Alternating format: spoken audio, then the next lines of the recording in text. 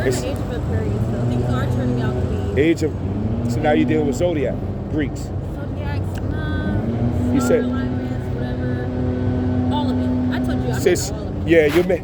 So, sis, so what's going to happen, right? At some point, you have a conglomerate of a bunch of information. You're mixing it together, right? What's going to happen is because you don't have a steady foundation of material, you're going to be. I heard Hinduism. I heard Greek mythology. I heard your own idea. I heard many different things. Mm-hmm. You need a why does that alarm you? No, I'm not saying it alarms me. What I'm saying is, with anything, at this building right here, you have to start with the foundation and build it up, right? If this building does not have a solid foundation on a physical sense and in a metaphorical sense, right, it's going to crumble. So I'm saying to you, everything you say, I already have a historical reference, an ethnic reference to it that leads me to believe that you're still trying to find where you fit in, right? In terms of our idea, no. You can't mix everything together. I don't fit into anything. My existence is enough, and me just being here, being present, is enough. This is the experience, whether the good or the bad. I'm experiencing life, and this alone is here for the presence of me. So, regardless of whatever anybody else is talking about, I really care less. Like, right. I am raising my vibration, and I am shedding. I'm light to somebody else on the street or walking down the street, whether that's a smile or a kiss goodbye or whatever the case may be. I am a light. So I really don't care. I'm not trying to fit in nowhere. I could care less. How do we be that light? So the light that you speak of, right? Excuse me. The only way someone would know it is if you gave them a reaction, like a smile. If you weren't smiling or looking at somebody, would they be able to see the light on you? Absolutely. I hear it all the time. Yeah? I walk in a room, I am a light. Anybody, I mean, that's just the reality of my life. My physical life. I'm that light. So yeah. You know that concept of light comes from the scriptures. There's a whole bunch of stuff that comes from the what from the scriptures, out of all the teachings you have, do you hold on to? Is there any? Oh yeah, absolutely.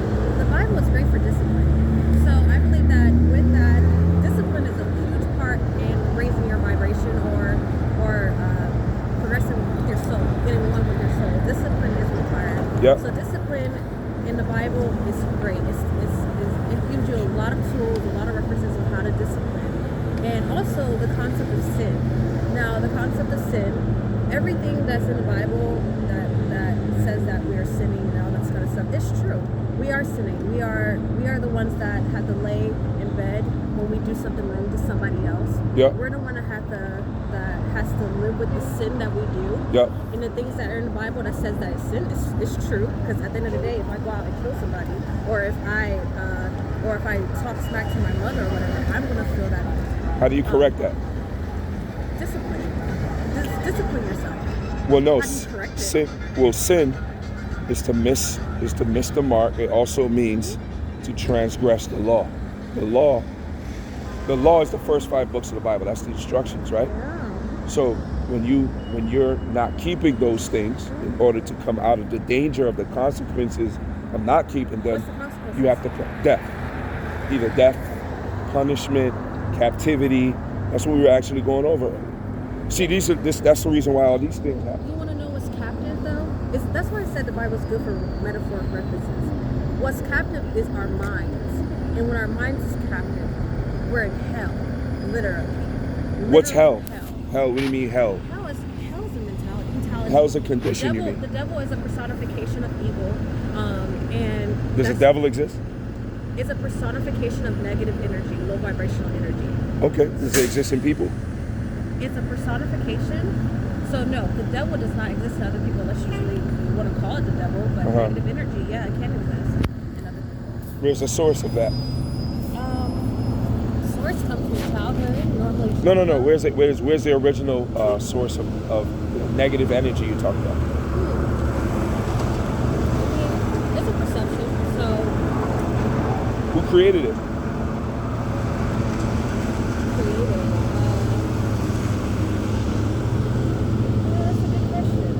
God. God created it. Right. So because he created it, he knows how to tell us to navigate it. So why would he create Con. something and tell us to not create it? Why would God create? No. The God that you're talking about. I don't know if it's Jesus Christ or not. God. God and Jesus are the same thing, but go ahead. Okay, so whoever you're talking about. Yep. Why would he create? Have you ever wrote a poem or anything? Why would you write that poem? To express creativity. That's God. So God was creative, and then He's going to condemn us. God was creative, and He's all knowing too. By the way, it's a He. She's mad at God. No, You said it is a he or he? He. Yeah, I'm going to use your God. Sexism. Oh, okay. So God, not sexism because I don't even say Sexist. she. No, I don't even say she either. So God is a He? Are you fine with God being a he?